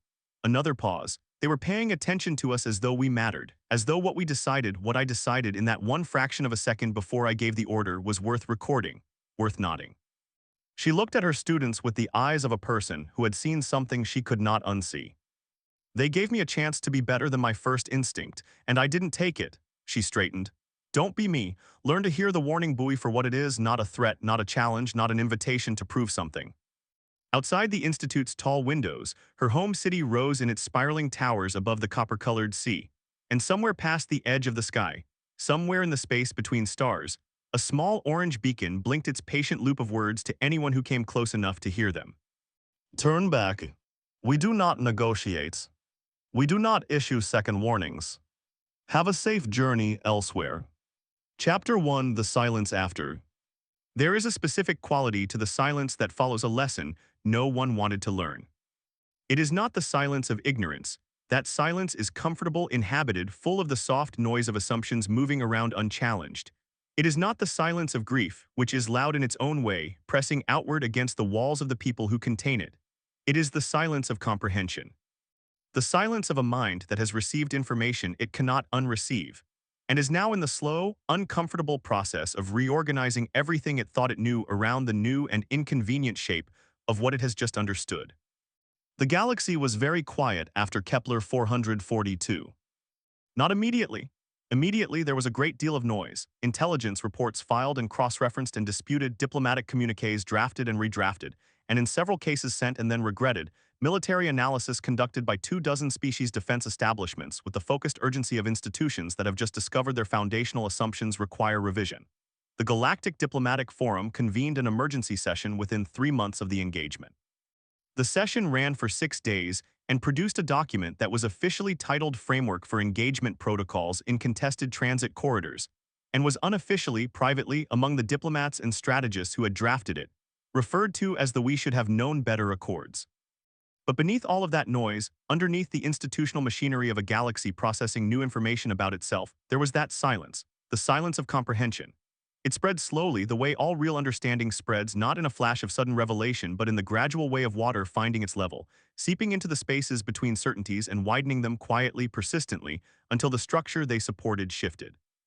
The galaxy had known about humanity for some time, of course. Known about them in the way that neighbors know about the family at the end of the lane who keep to themselves, not well, and with an understanding shaped more by inference and rumor than by genuine contact. A young species as such things were measured, vigorous, inventive. Somewhat alarming in the speed of their development, though speed alone was not unusual. Several species had risen quickly and collapsed quickly, the flash of brief brilliance that the Vothian philosophers called the bright burning, meaning a civilization that exhausted itself in the heat of its own ambition. The humans had not exhausted themselves. That had been the first surprise, registered with mild interest some decades back and then filed away. They were still there, still expanding, still building, and the border they maintained was precisely maintained in a way that suggested not the scrambling defense of a species stretched too thin, but the deliberate, considered boundary keeping of a species that had thought carefully about how much space it needed and had decided to keep exactly that much and no more. No more, that was the part that had taken time to process. Every expanding civilization the galaxy had encountered in recorded history had expanded until something stopped it. The Kreth expanded until 12 other species formed a coalition to push back. The Solvari expanded until they hit the Drain Collective's border and discovered the Drain were not as tractable as the species behind them. The Murath had expanded until 14 neighbors, and then the 15th time something different. Expansion was what civilizations did. It was so fundamental an assumption that most diplomatic frameworks did not even address it directly. It was simply the backdrop against which everything else was negotiated. The humans had stopped. Not been stopped, not slowed. Not contained by a force strong enough to check them because there was no such force that had presented itself at their border. The Keth Armada had tried, the Solvari had tried, the Murath had tried, and the pattern of those interactions suggested quite clearly that the limiting factor on human expansion was not external pressure. It was a decision. They had looked at the space around them and drawn a line and said, "This is enough." And then, and this was the part that the Galactic Diplomatic Forum's 6-day session kept returning to, the detail that surfaced in every analysis, every intelligence review, every quiet conversation between senior diplomats in corridors outside the official sessions. They had spent their energy not on expanding past the line, but on making the space inside the line into something that would never need to fear what was outside it. They have turned inward, said the Vothian philosopher Selamara, in the statement to the forum that would be quoted in text for the next 3 centuries. She was ancient even by Vothian standards, which meant she had been observing civilizations for longer than most species had existed. Not in defeat, not in stagnation. Inward in the way of a mind that has finished acquiring information and has begun the harder, quieter work of understanding what to do with it. She paused, in the way of someone who has thought about something for a very long time. We keep asking what they are defending against, she said. I think we have been asking the wrong question. I think they are not defending against anything. I think they are defending for something. And I think we will not understand what until we are willing to stop treating our own expansion as a natural law and consider the possibility that it is merely a habit. The forum was quiet after that. Chapter 2, The 9 Ships. In the months following the Kepler 442 engagement, the 9 surviving Murath vessels became the most studied objects in the Confederacy's military history. Not the ships themselves, though those were examined exhaustively. What was studied was the damage, or rather, the precise and extraordinary nature of what had been done to the 53 ships that were eventually towed or limped back to Murath repair facilities, and what had been conspicuously, deliberately, almost ostentatiously not done to the 18,432 crew members aboard them. The technical analysis took the better part of a year. The Confederacy's finest engineers worked in 3 rotating shifts because the project had been designated the highest priority status available under Murath military law, and because the High Command understood, even the members of it who were not saying so in public, that what they were looking at was not primarily a study in enemy capability. It was a study in enemy intent. The capability was documented, cataloged, and classified. The report on it ran to 4,000 pages and contained 17 appendices, and left the engineering teams with the disturbing collective conclusion that they had not fully understood approximately 40% of what had been done to the vessels, and that the 40% they did not understand was not the minor 40%. The weapons systems that had been accessed and deactivated remotely, without any detected intrusion signal, without any damage to the hardware itself. The analysis could describe the effect but could not reverse engineer the mechanism. The hull compromise on the heavy warship Bright Compact, structural weakening so precise it could be measured in millimeters, confined to load-bearing members in a pattern that caused exactly the right amount of flex to make the ship non-combative without threatening crew safety, was identified as something that required targeting precision that exceeded the Confederacy's own best systems by a margin the lead analyst described as uncomfortable. But it was the intent that the High Command sat with. The 9 ships were not a gesture of weakness. This was the first thing Vethpron said in the closed-door session where the preliminary analysis was presented, and he said it with the firmness of someone who needed it to be the foundational premise before anything else was discussed. The 9 ships were not a mercy born from an inability to do otherwise. The technical analysis made that plain. The humans had possessed, from the beginning of the engagement, the capability to do whatever they chose to the Murath fleet. They had chosen this. Chosen the specific arithmetic of exactly enough ships to carry everyone home. Chosen the 40 minutes of drive restoration, not 30, which might have left some crews stranded, not 60, which would have been slow enough to feel punitive. 40 minutes, efficient, humane, deliberate. Chosen the hull damage profiles that preserved crew compartments with a precision that required more engineering effort than simple destruction would have. Chosen, at every decision point in 17 minutes of engagement, the harder option, the more precise option, the option that required significantly more capability to execute than the straightforward alternative. They spent more effort not killing us, said the lead analyst, a woman named Pethkara who had been working in weapons systems analysis for 30 years and had never before delivered a briefing that left her feeling like a student rather than an expert, than they would have spent killing us. The room was quiet. The restraint, Pethkara continued, was not passive, it was active, it required work. It required preparation that predated the engagement. The technical specifications of our vessel classes were in their systems before the first shot was fired, which means the planning for how to disable rather than destroy was done before they knew for certain that an engagement would occur. She paused. They planned for restraint. They prepared for restraint. They executed restraint under combat conditions, with a precision that exceeded the precision of our own best offensive systems. She looked at the High Command. I want to be clear about what I am saying. They could have destroyed the fleet. They chose at significant technical effort not to, and the question I cannot answer, the question that is outside my department, is what that cost them, not in capability, in whatever they use for decision-making. She gathered her materials. I am an engineer, but I think that is the question that matters. Vethpron agreed with her. He said so privately after the session. He also said, the question that matters is what we do with the answer. The Confederacy did not cross the border again. Chapter 3, The Vothine Testimony. The Galactic Diplomatic Forum's second session on human space was held 14 months after Kepler 442, and it was different from the first in a way that the participants recognized but struggled to articulate. The first session had been reactive, the noise of institutions processing shock, the machinery of diplomatic convention turning over a new problem with the tools designed for old ones.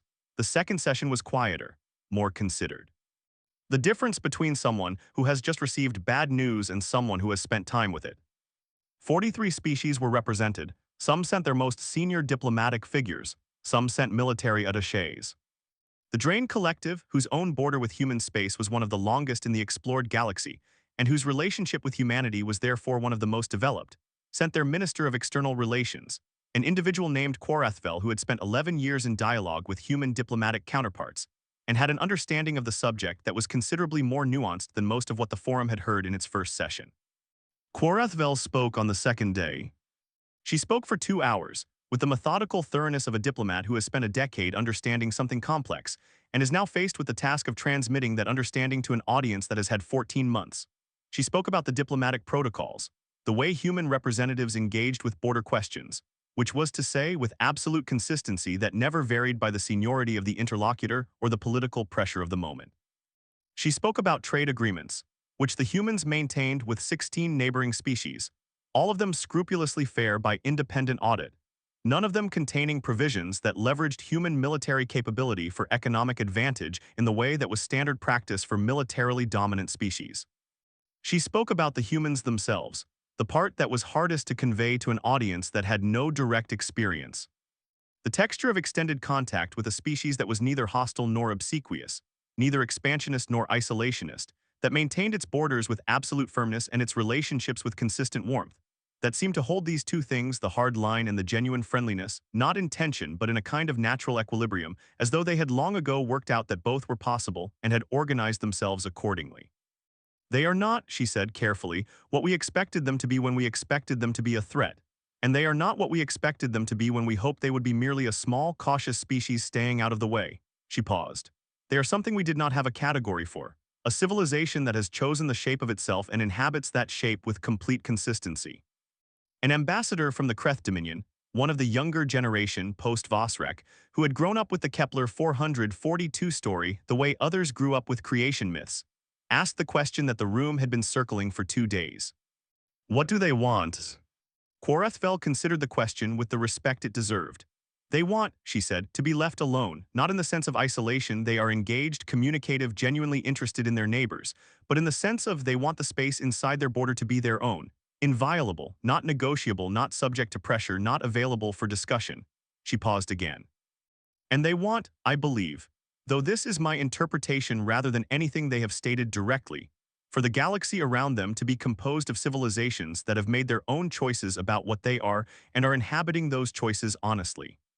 Is that why they send the crews back? Asked a military attaché from a species that had no direct experience of human space but had been very attentive for the past 14 months. The 9 ships, all the others before. Why preserve the crews? Quaresvel thought about this for a long moment. I asked them, she said. The room went very still. Not officially. Over dinner during a trade negotiation with a human diplomat I had worked with for 3 years and had a genuine professional relationship with. I asked, informally, why they did it, why the engagement doctrine was disable and release rather than destroy and deter. She looked at her hands for a moment. He thought about it for a while, and then he said, because the crew didn't make the decision. The admiral did, and even the admiral, we wanted her to come home and think about it. Dead people don't learn anything, and we're not at war with the Murath Confederacy. We were in a border engagement with a fleet that crossed the line. Those are different things, and we try not to treat them the same. The room was quiet for a long time after that. Chapter 4, The Border Watchers. There was a tradition that developed in the years following Kepler 442, informal and unorganized, and therefore, in the way of unorganized traditions, more genuine than the official kind. It started with the Kreth. Specifically, it started with a young Kreth naval officer named Charvel, who had grown up hearing Vosrak's famous turning back described in her household the way other families described significant moments. Not with shame, which is what she had expected to feel about it as she grew older, but with a specific quiet respect that she could not fully articulate until she was old enough to understand that her grandfather had been describing not a retreat but a recognition. Charvel was stationed at a patrol post in the sector adjacent to human space, which meant that on long-duration patrols her ship sometimes came within range of the boundary markers, the small orange beacons, spaced at regular intervals along the border, broadcasting their loops of 43-language patient warnings into the dark. She had heard the recording many times during training. Every Kreth naval officer heard it during training. It was part of the curriculum now, not as a threat to be analyzed but as a case study in communication, in the way a message could carry information beyond its literal content, in the difference between what was said and what was meant and what was conveyed. On her third patrol, Charvel diverted her vessel to within close range of the nearest beacon, just to see it, just to hear it clearly in person rather than through a training room speakers. It was small.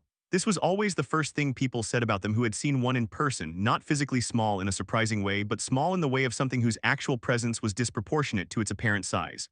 An orange light, a broadcast antenna, a power cell with a projected lifespan of several centuries, No weapons, no propulsion, no defensive capacity whatsoever. And the voice patient as geology offering its choice to the dark. Charvel sat in her captain's chair and listened to the full loop, 43 languages cycling in sequence, each one a perfect articulation of the same message, each one carrying that same quality of calm that was not indifference but something more difficult to name. Care, perhaps. The care of something that genuinely preferred the outcome where you turned around over the outcome where you did not. She brought her junior officers to the viewport to look at it. She did not make a speech, she did not have prepared remarks. She pointed at the beacon and said, "That is the last place in the universe where something will try to help you make a good decision before the consequences arrive." She paused. "Look at it carefully." Her junior officers looked. When the Vothine heard about this, and the Vothine heard about most things eventually, having existed long enough to develop information networks that operated more through cultural osmosis than active intelligence gathering. Lamara wrote a short essay about it that circulated in the academic community, and then gradually escaped the academic community and became something more widely read. She wrote about what she called the pedagogy of the beacon, the specific kind of teaching embodied in a device whose only function was to offer one chance, once, without repetition or escalation, without the attached threat of what would happen if you did not comply. In the understanding that adults who need to be threatened into making good decisions will not be improved by the threatening. The humans, she wrote, have built their entire border doctrine on the premise that intelligence, not military intelligence, but the kind that lives in a mind and allows it to assess a situation accurately, is the limiting factor in most conflicts, not capability, not willingness. The capacity to understand what you are actually looking at and to act from that understanding rather than from what you expected to see. The beacon is not a deterrent, it is an IQ test. And the humans have organized their responses around the results. The essay was short. It was read by a very large number of people over a very long time. Some of them, in the years that followed, made pilgrimages to the beacons, not in any organized religious sense, but in the quieter sense of people who wanted to stand close to something that represented an idea they were trying to understand. Charvel became one of the more famous of these because she was the first, and because she kept doing it throughout her naval career at every posting that brought her within range. She became, in her later years, an admiral herself, a detail that the story carried like a small weight when it was told. The specificity of the outcome lending the habit a retroactive significance it may or may not have actually possessed. She said in the one interview she gave on the subject, when a journalist asked why she kept going back. "Because I need to be reminded that there is always a moment, one moment, at the last possible position before the point of no return where someone is still trying to help you, where something in the universe is still invested in you making the better choice." She paused. "In my profession, in any profession that involves conflict, it is very easy to forget that moments like that exist. I go back to the beacon to remember." The journalist asked if she had ever crossed the line. She looked at him as though the question had surprised her. "No," she said, simply without drama, the way you say no to a question whose answer is obvious. "Why would I?" Chapter 5: The Scholars. The academic study of humanity, as opposed to the military analysis of humanity, which was conducted in classified facilities by people with security clearances and reported upward through institutional channels, was a field that barely existed before and flourished enormously afterward. This was partly because academics, unlike military analysts, published their findings and argued about them publicly, which created the self-amplifying ecosystem of ideas that academic fields depend on. And it was partly because the humans, unlike most subjects of academic study, were willing participants. Not entirely willing, and not without boundaries.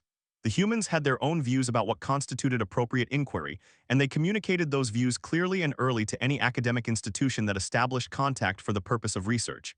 They would not permit observation that they considered intrusive. They declined politely but firmly to participate in studies that they felt treated them as specimens rather than interlocutors. They had a particular sensitivity about research methodologies that assumed the researcher's framework was sufficient to describe human experience from the outside, without the messy complication of consulting the humans about their own interior lives. But within those parameters, which were, academic researchers gradually acknowledged, not unreasonable parameters, they were generous. They answered questions. They provided access to historical records. They sent their own scholars to collaborative research programs with external institutions, and those scholars were, without exception, formidably capable, deeply curious, and entirely comfortable pushing back on analytical frameworks they considered inadequate. The subfield that grew most rapidly was the one that studied human conflict doctrine, not the weapons or the tactics, which were classified anyway, but the philosophy underlying them. The why of it. The body of thinking that had produced a border policy based on single notification and precision restraint rather than the deterrence through demonstrated destruction that every other militarily dominant species in the galaxy had arrived at independently. The foundational text of this field was a paper written jointly by a Drain political theorist named Akil Tor and a human historian named Dr. Josephine Abubakar Mensah, published through the Interspecies Academic Consortium 6 years after Kepler 442. It was titled, with the deliberate understatement of scholars who have discovered something they want people to read carefully before reacting to, Restraint as Strategy, a comparative analysis of conflict termination doctrines in expanding civilizations. The paper's central argument was this: every militarily dominant civilization in recorded history had eventually encountered the problem of the enemy that could not be defeated without a cost that exceeded the value of the victory. Total annihilation was expensive, in resources, in the political capital of being the civilization that annihilated, in the practical problem of managing territory and populations after destruction. Most civilizations solved this problem through deterrence, demonstrate capability so overwhelming that the calculation of challenging you becomes unfavorable for potential adversaries. Build the largest possible weapon and point at it and say, "This is what you are risking." The humans had solved it differently. They had looked at the same problem and arrived at a different solution: make the adversary capable of doing the math themselves, and then give them one opportunity to do it before the math becomes irrelevant. The paper described this as the comprehension doctrine, a conflict philosophy rooted not in fear but in understanding, designed not to prevent conflict through overwhelming threat, but to prevent conflict through providing, at every possible junction, the maximum opportunity for the potential adversary to accurately assess what they were looking at. The warning buoy was not a threat, it was information. Captain Okafor's single notification was not a performance of power. It was a genuine offer of the most valuable thing one civilization can give another: a chance to know what you are actually doing before you do it. The precision restraint of the engagement itself, the preserved crews, the carefully disabled ships, the 40 minutes of drive restoration was not mercy in the sense of weakness or sentiment. It was the final, most complete form of the same communication. Here is what we chose not to do. Here is the full extent of what we could have done. Carry this home and understand it completely. We are not at war with you. We were in a border engagement with you. Do you understand the difference? The paper's conclusion was quiet and considerable. The humans, Abubakar Mensah and Akil Tor wrote, have built a conflict doctrine on the premise that the desired outcome is not victory but comprehension. They do not want to defeat their adversaries. They want their adversaries to understand accurately and completely what the humans are and what the humans have chosen. Victory is easy. Comprehension requires that the other party survive the lesson. This is why they send the crews home. The paper was assigned reading at 17 academic institutions within 2 years of publication. It was also quietly added to the reading lists of several military academies, not officially, not publicly, but in the way that things which cannot be argued with tend to find their way into the places where people are learning to think. Chapter 6: Conversations at the Margin. 14 years after Kepler 442, a young Kreth officer named Commander Desvel, not related to Charvel, though the coincidence of name was often remarked upon, was assigned to a diplomatic liaison post near the human border. It was not a prestigious assignment for someone with his record. His colleagues considered it a quiet posting far from the center of things, the kind of post you give to people you do not want to disappoint but do not have anything urgent for. Desvel did not experience it as quiet. The liaison post's primary function was to monitor the boundary corridor and to serve as the official point of contact in the event of any communication from human vessels operating near the border. An event that happened, on average, twice a month, generally involving minor navigational questions about civilian transit protocols or requests for information about Kreth shipping schedules in the adjacent sector. Twice a month, Desvel had conversations with human patrol officers. These conversations were brief, professional, and entirely ordinary in their content. They concerned schedules and coordinates and the bureaucratic details of vessels moving through space near a border. They contained no intelligence value. They were, by every objective standard, the most routine form of interspecies communication that existed. They were also, Desvel found, instructive in a way that he could not have predicted from the outside. The human officers who contacted the liaison post were not soldiers performing diplomatic function.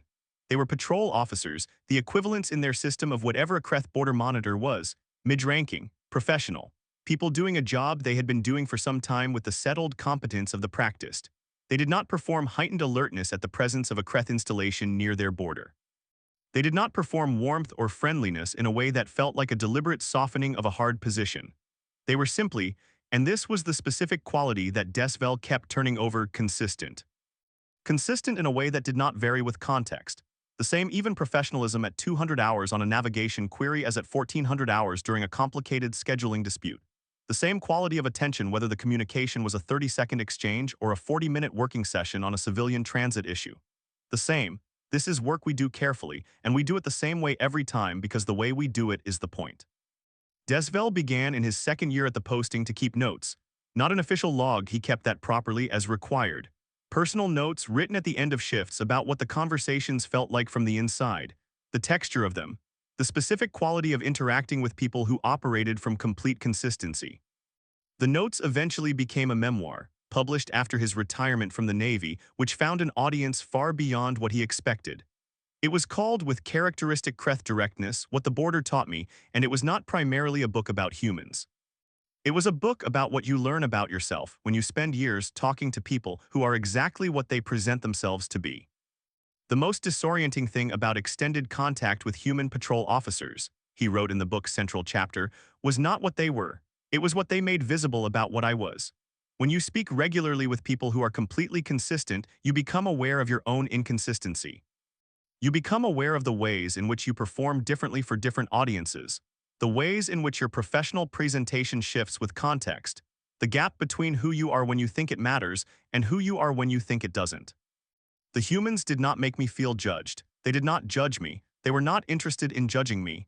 They were interested in doing their work carefully. But the reflection they provided purely by being what they were, without any intention of providing it, was considerable.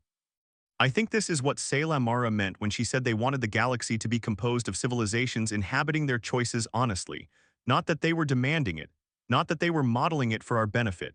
Simply that when you are adjacent to honesty for long enough, you develop a sensitivity to its absence elsewhere, including in yourself. The book sold widely. It was not a military text or an academic paper. It was a personal account, and personal accounts find their way into places that institutional documents do not.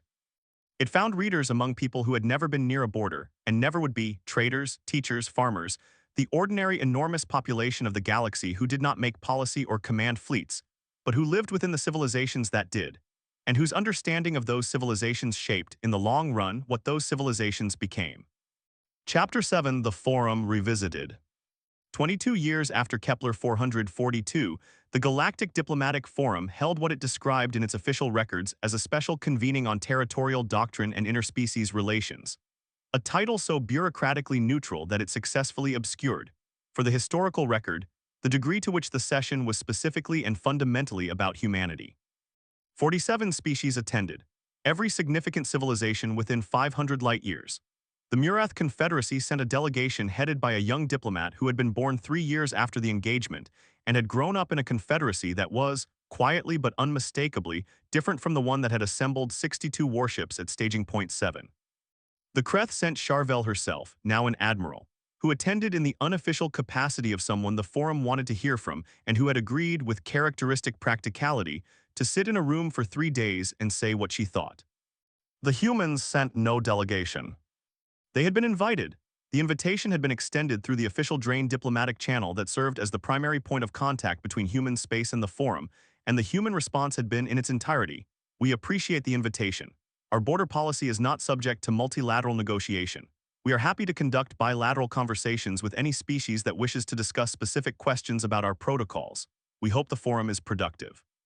This response was read aloud to the assembled delegates on the first day of the session, and the reading of it produced a silence that lasted longer than protocol suggested it should. It was not a hostile response. It was not dismissive. It was, as Quarethvel, still the Drain Minister of External Relations, now 25 years into the role with a relationship to human diplomatic culture that had become something close to expertise, noted when she finally broke the silence. "Exactly what they have always said and will always say." She paused. "What I want us to consider this session is whether we are still asking the wrong question."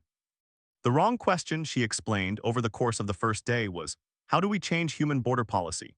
That question had no useful answer because human border policy was not changing, had never shown any indication of changing, and had demonstrated through 22 years of consistent behavior that it was not a negotiating position, but a settled institutional decision made by a civilization that had decided what it was. The right question, she proposed, was, What do we do with the fact that one of the most capable civilizations in the explored galaxy has drawn a line and held it with complete consistency for as long as we have known them, and in doing so has created a reference point against which every other civilization's choices now implicitly exist? The forum debated this question for 3 days. The debate was, by the standards of galactic diplomatic forums, unusually substantive. Not because the delegates were more capable than usual, though many of them were, but because the question was one that touched something real. Not strategic calculus or territorial interest or the usual friction points of species interacting across competing priorities. Something more fundamental, the question of what a civilization was for, what it was doing with its capability. What it owed to the space it occupied and the species it shared that space with. Charvel spoke on the second day. She did not give a prepared address. She had declined the invitation to deliver a formal address on the grounds that she had not prepared one. She spoke from the floor, in response to a comment from a young military theorist who had suggested that the human model was admirable in principle but essentially unreplicable. That the combination of capability and restraint the humans embodied was a specific product of their particular development history and psychology, and could not be meaningfully adopted as a template. My grandfather turned his fleet around at the border, Charvel said. He was not a human. He did not have human psychology or human history. He had a long career and a lot of experience, and in the relevant moment the clarity to understand what he was looking at. She paused. I have spent my career going back to the beacons, not because I needed the humans to tell me anything, because I needed to be reminded that the choice existed. She looked at the young theorist. You are arguing that we cannot be what they are. I am not asking us to be what they are. I am asking whether we can hear the beacon, not in human space, in ourselves. She paused again. The beacon is not a human technology. The idea it represents is not a human idea. It is the idea that there is always a last moment before the point of no return, and something worth your time is trying to reach you in that moment. She sat down. The question is whether you are listening. The forum produced, at the end of its 3 days, a document that was considerably more honest than the We Should Have Known Better accords. It was called plainly On the Voluntary Limits of Expansion, a title that would have been politically impossible to agree on 22 years earlier. And it proposed, for the first time in the forum's history, a framework not for regulating territorial disputes between competing expansion programs, but for civilizations to formally articulate to themselves and their neighbors the limits of their own expansion and the basis for those limits. It was not enforceable, it was not binding, it contained no penalties and no verification mechanism. It was, in the language of international relations, purely aspirational. It was also the most significant document the forum had produced in its history, because it was the first one that asked civilizations to think about what they wanted rather than what they could get. The first one premised on the idea that choosing the shape of yourself was a meaningful act, worth articulating, worth holding to. The first one that took seriously the possibility that the galaxy might contain something worth protecting that was not territorial in nature. 23 civilizations signed it in the first year. Chapter 8: The Long View. 40 years after Kepler 442, Selah Mara gave her final public lecture. She was very old by then, old enough that the question of how old she was had become imprecise in the way of living things that have simply endured long enough to make counting seem beside the point. She gave the lecture at the Interspecies Academic Consortium's annual convening, which she had attended for the better part of a century.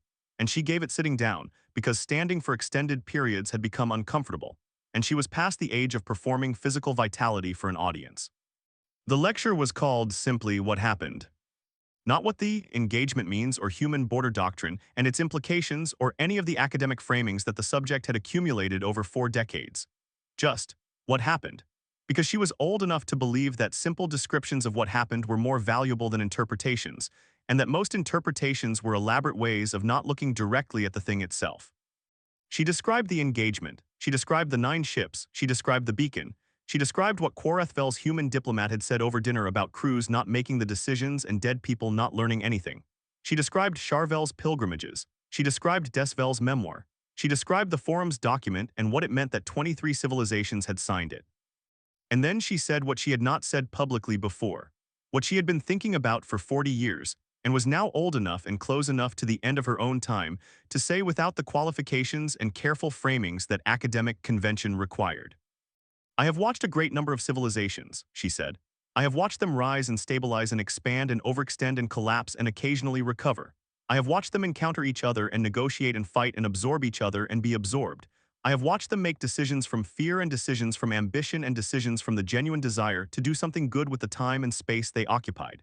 She paused.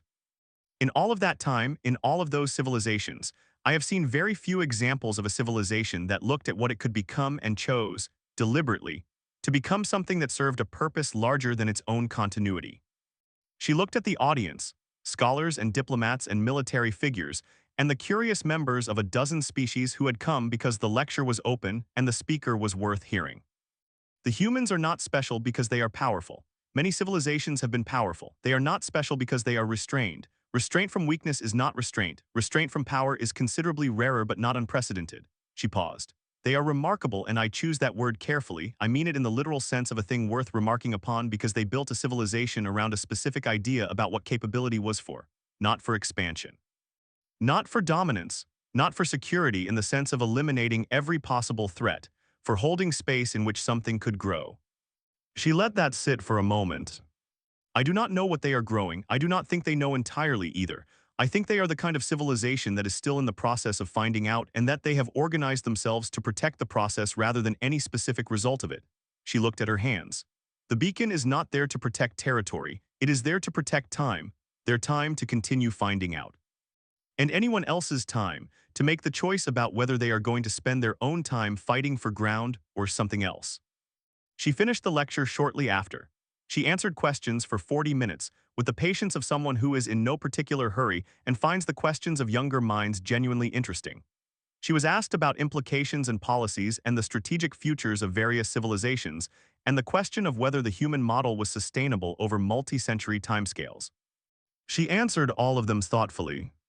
The last question came from a young Murath scholar, very young, one of the Confederacy's emerging generation, born into a world shaped by Kepler 442 and Quental's memoir and the stories her grandparents told, who asked, with the directness of the young and the genuine curiosity of someone who had been thinking about something for a while.